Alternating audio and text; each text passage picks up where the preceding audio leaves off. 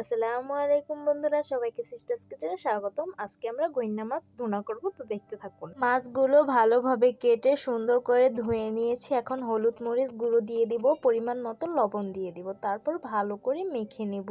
মাছগুলো ম্যারিনেট করে নিয়েছি।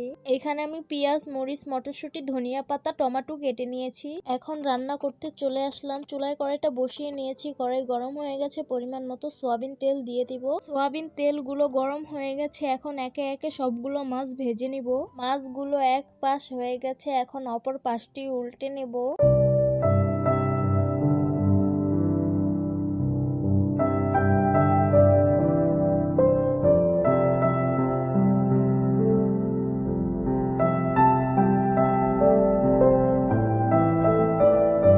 সবগুলো মাছ ভেজে নিয়েছি। পরিমাণ মতো সয়াবিন তেল দিয়ে দিব।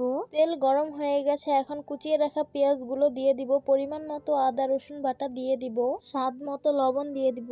পরিমাণ মতো হলুদ মরিচের গুঁড়ো দিয়ে দিব। সামান্য একটু পানি দিয়ে মশলাগুলো ভালো করে কষিয়ে নিব। এখন মটরশুঁটি গুলো দিয়ে দিব। কয়েকটা কাঁচামরিচ দিয়ে দিব।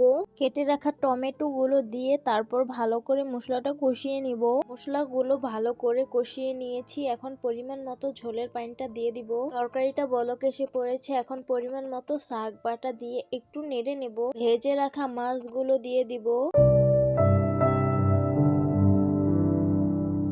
আমাদের গইন্না মাছের তরকারিটা হয়ে গেছে। এখন ধনিয়া পাতা কুচি দিয়ে একটু নেড়ে নামিয়ে পরিবেশন করে নেব।